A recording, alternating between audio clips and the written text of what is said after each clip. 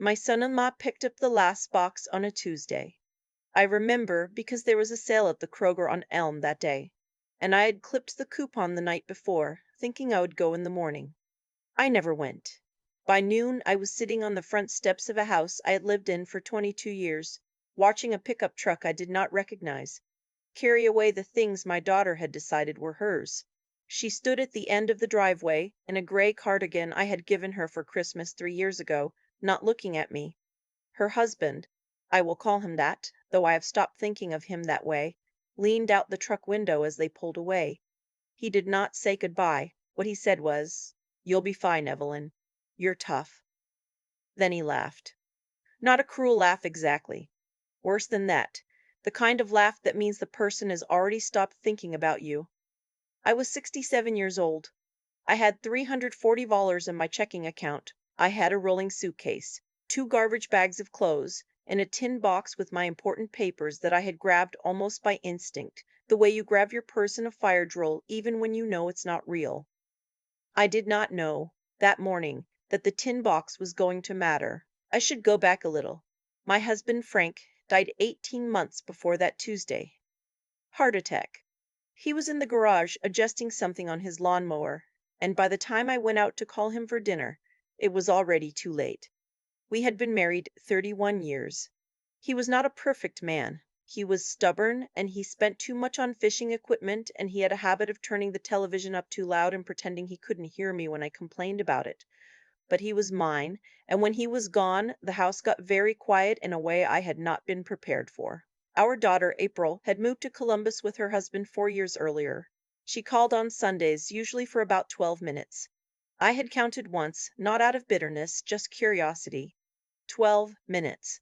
After Frank died, April came down for the funeral and stayed 5 days. On the fourth day, she sat across from me at the kitchen table with a legal pad and told me that she and her husband had been talking, and they thought I should sell the house. It was too big, she said. Too much upkeep. The neighborhood was changing. I told her I wasn't ready. She pressed her lips together the way she has done since she was 9 years old, when she wants to say something she knows will start a fight. 6 months later, she raised it again. And again 3 months after that. By the time 18 months had passed, she had a real estate agent's card ready, and a number she said was very fair for the market right now. I still said no. What I did not know, what I had not thought to check, because Frank had always handled these things, and I had trusted him, and then I had trusted her when she said she was helping, was that April had added herself to the deed 18 months before Frank died, during a time when he was first having some health problems, and we were both scared and making decisions quickly. He had thought it was practical, a formality, a way to make things easier if something happened to him. Something happened to him. And then something happened to me. I won't go through all of it. The legal details are not the point, and I don't fully understand them even now. What I understand is that my daughter used a process I had never heard of to force the sale of the house. And by the time a neighbor, a retired school teacher named Carol, who had lived across the street for 11 years, told me I should maybe talk to a lawyer, the sale had already closed. April's explanation was that she had needed to act quickly, that the market was right, that she had tried to get me to see reason and I wouldn't, that she was protecting my future, and I would thank her eventually. I have not thanked her. The money from the sale went into an account she controlled, temporarily, she said, while we figured out next steps. The next steps, as it turned out, were a 62-unit independent living facility in a suburb of Columbus where April lived, with a monthly fee that would draw down my portion of the sale proceeds over approximately 7 years. After 7 years, I would qualify for Medicaid. I was 67. I was not ready for independent living. I could drive. I cooked my own meals. I did the crossword in ink. I said no. There was an argument. There were things said that I will not repeat here because I am not certain I would survive repeating them. At the end of the argument, April said that she had done everything she could and she needed me to understand that she had her own family to think about now. And that was how I ended up on the front steps on a Tuesday with $340 and a rolling suitcase, while a truck with my daughter's furniture in it turned left at the corner and disappeared. I drove to a motel on Route 9 that I had passed 1,000 times without ever looking at. $48 a night. The carpet was the color of old mustard, and there was a vending machine at the end of the hall that made a sound every hour and a half like something knocking to get out. I lay on top of the bedspread. I did not want to know what was under it. And I stared at the popcorn ceiling, and I thought about calling someone. My friend Barb from church. My cousin in Tucson. Carol, the school teacher across the street from my old house. I did not call anyone. There is a particular kind of shame that comes of being a woman of a certain age who has been made helpless by her own child. It doesn't matter how it happened. It doesn't matter whether it was your fault or not. You feel it in the same place, somewhere behind your sternum, low, and it does not move. I ate crackers from my purse for dinner. I watched the news. I did not sleep until past 3 in the morning, and when I did, I dreamed about the lawnmower still running in the garage, and Frank not answering when I called. In the morning, I made instant coffee on the little machine bolted to the dresser, and I sat in the one chair by the window, and I looked at the parking lot and I thought, you can ask why, or you can ask what next. You cannot do both at the same time. You do not have enough energy. I chose what next. What next, it turned out, was a help wanted sign in the window of a diner called Patsy's, about a mile and a half down Route 9. I had not worked since my youngest started kindergarten, which was 38 years ago. I had a teaching certificate that had long since lapsed. I had skills that mostly showed up in contexts where no one paid you, managing a household, organizing a church reclothing drive, keeping records for Frank's small home improvement business for 12 years because his handwriting was unreadable and he couldn't remember whether he'd invoiced someone. The woman who owned Patsy's was named May. She was 63, heavy set, with reading glasses on a beaded chain, and a way of looking at you that felt like she was checking whether you were going to waste her time. She asked me 3 questions. Could I be on my feet for a 4-hour shift? Did I own non-slip shoes? Was I going to quit after 2 weeks? I said yes, yes, and no. She hired me. The pay was $11 an hour plus tips, and the tips were not remarkable, but the work was steady and it was real, and it required me to be somewhere at a specific time, which I had not understood until then was something I needed urgently. I took a double shift on Saturdays. I learned the regulars, the man who always ordered the same omelet and always said little light on the eggs, the retired couple who split one piece of pie and pretended they weren't splitting it, the woman who came in alone on Thursday mornings with a library book and never looked up until her coffee was cold.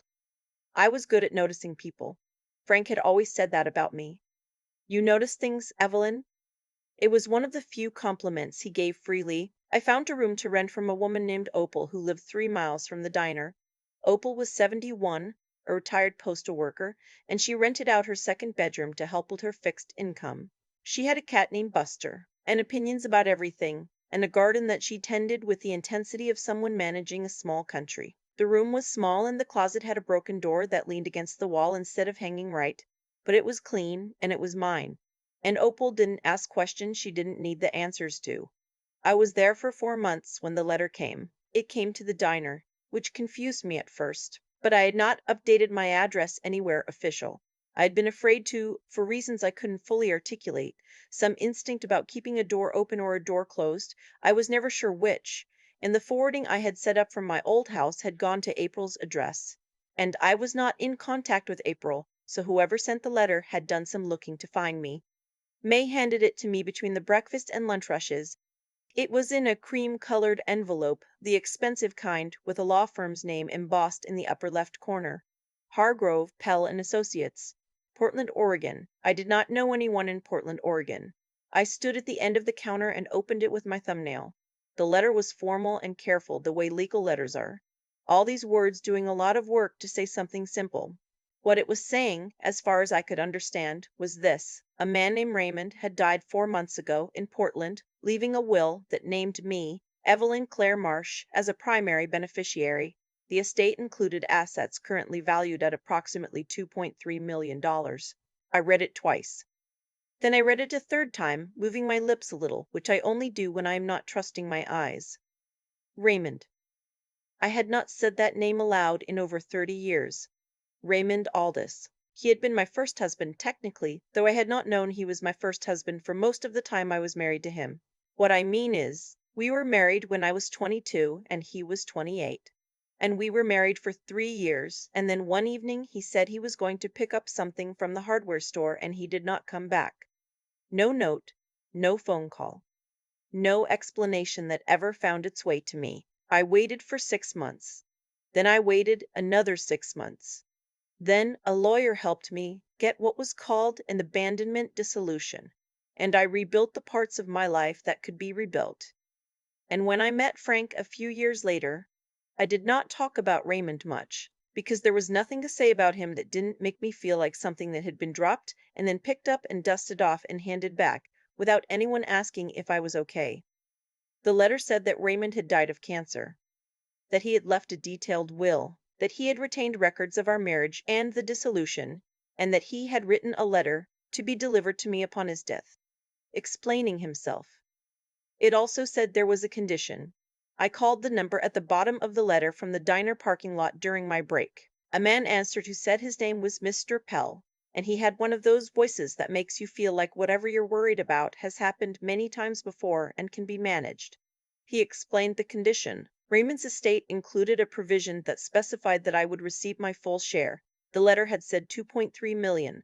Mr. Pell clarified it was 2.3 million in liquid assets plus a property in Oregon, only if I could confirm two things within 90 days. First, that our marriage in 1974 had been valid and legal, meaning that Raymond had not been previously married at the time. Second, that I would participate in a probate hearing in Portland. It sounded manageable. It sounded almost too manageable, which is how you know something is about to get complicated. 2 weeks later, I was on a Greyhound to Portland with my tin box of papers and $412 because May had given me 3 weeks of leave and also, very quietly, $200 in cash from what she called the emergency drawer, which I suspected was her own wallet. I told her I would pay her back. She told me not to be ridiculous and to call her when I landed. Portland was gray and cool and smelled like rain and coffee. I had been there once, 40 years ago, for a conference Frank's brother had organized, and I remembered almost nothing about it except that everyone seemed to be wearing fleece, and the coffee was very good. Mr. Pell's office was in a low stone building near the waterfront. He was older than I'd expected, late 70s, thin white hair, bow tie, the kind of man who had probably been wearing bow ties since he was 30 and had simply outlasted the ridicule. He shook my hand with both of his and brought me tea before I'd asked for it, which made me feel like I might be able to manage. He explained everything carefully. Raymond had done well, some kind of software licensing business he had started in the 1990s. He had never remarried. He had been estranged from his only surviving sibling, a younger brother named Craig, who had contested the will. Craig was the complication. I met Craig's lawyer at the probate hearing. I did not meet Craig himself. Not at first. His lawyer was a woman in her 50s, with sharp eyes and the particular manner of someone who has decided the most efficient way to win is to make you feel that you have already lost. She questioned whether the dissolution of my marriage to Raymond had been properly recorded. She had found what she called an irregularity in the Oregon records, which Mr. Pell said was simply a clerical artifact from the way counties had transferred paper records to digital in the 1990s and was not unusual. She suggested that my presence in Portland was motivated by opportunism. She referred to Raymond's letter, the one he had written for me, as potentially having been composed under diminished capacity. I sat through all of this very quietly. I have found, at 67, that silence is the most unsettling thing you can offer someone who expects you to be rattled. She expected me to be rattled. I was rattled. But I did not show it, because showing it would not have helped anyone. What helped was the tin box. My original marriage certificate from 1974. A photograph taken at a small ceremony, just 6 people in a backyard in Akron, Ohio. 7 letters Raymond had written me during the 8 months we dated before we married. I had kept them because I was 22 and sentimental and had not yet learned that keeping things could also mean carrying them. And something I had not thought about in years, a birthday card Raymond had sent me in 1976, 1 year before he disappeared, in which he had written, in his cramped left-handed script, "I am sorry for things I haven't said yet. I will say them. I promise." He had taken 35 years to keep that promise. Mr. Pell brought in a record specialist who confirmed that the dissolution was properly filed and that the irregularity Craig's lawyer had cited was exactly what Mr. Pell had said, a scanning error from the county's digitization project. The marriage had been valid. The dissolution had been valid. I was who I said I was, and the will said what it said. On the third day of the hearing, Craig's lawyer presented what she described as new documentation, a sworn statement from a former associate of Raymond's, claiming that I had been in contact with Raymond during the last year of his life, suggesting that I had somehow influenced the writing of the will. I had not spoken to Raymond Aldis since the night before he went to the hardware store and did not come back. Mr. Pell requested the supporting evidence for this statement. After 2 recesses, it became clear that the statement was based on a set of emails. Emails that, upon closer examination by a forensic analyst Mr. Pell had quietly arranged to have on call, had been created 9 days after Raymond's death. The metadata did not match the dates on the documents. The email address attributed to me had been registered in the previous month. Craig's lawyer did not speak much after that. Neither did Craig, who was in the back of the room, a heavy man in his late 60s with Raymond's same jawline and none of Raymond's, whatever it had been. Grace, maybe, the quality that makes a person write a letter they know they won't be alive to see opened. The judge made her ruling on a Friday afternoon. The will stood. The estate transferred. I did not whoop or cry or say anything dramatic. I nodded. I shook Mr. Pell's hand. I went back to the small hotel I was staying in, a different hotel from the motel on Route 9, a place with a lobby plant that someone was actually watering. And I sat on the edge of the bed and I opened Raymond's letter for the first time, because I had been waiting until it was settled, waiting until I knew what I was allowed to feel. He wrote the way he always had. Cramped, left-handed, crossing his T's low. He said he had been 26 years old and terrified when he married me. Not of me, but of what he called the ordinary weight of permanence.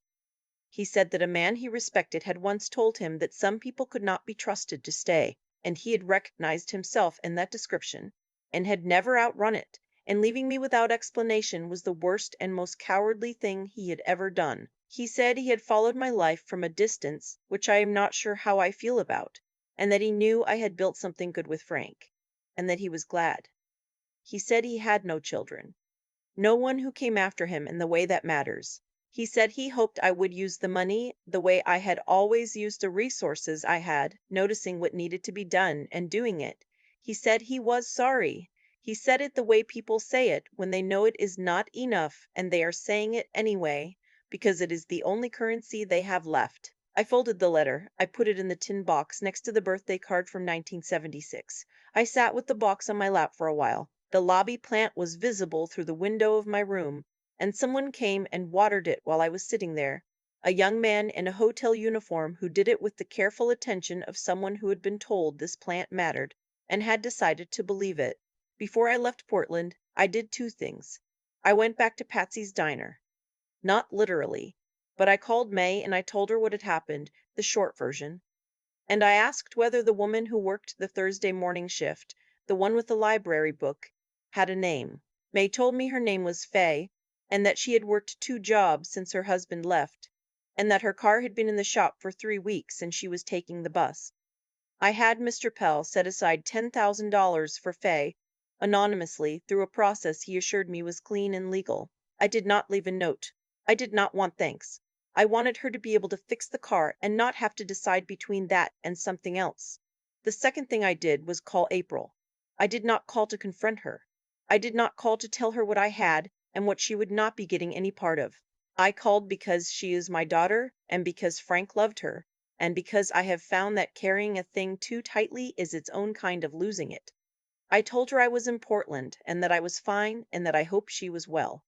She asked me what I was doing in Portland. I said I was taking care of some things. There was a silence.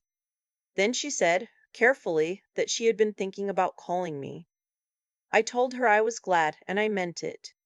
We talked for 24 minutes. I did not count it.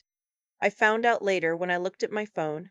24 minutes, which is exactly twice what she used to give me on Sundays, and I am choosing to take that as something. I live now in a small house I bought in a town in western North Carolina, at the edge of the mountains, where the light in October is the color of old honey, and in the mornings you can hear something moving in the tree line, and if you stand still long enough, it usually turns out to be a deer. I bought it outright. The rest is in a trust Mr. Pell helped me set up, structured so that it earns and does not simply sit. I have a garden, though mine will never compete with Opal's. I have a porch with two chairs, though usually only one is occupied.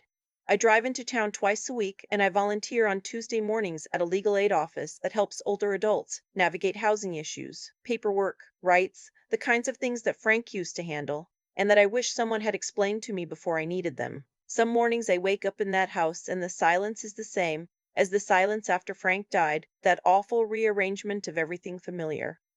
And some mornings it is a different kind of silence. Not empty, just quiet, the way a room is quiet when it belongs to you. I keep the tin box on the dresser.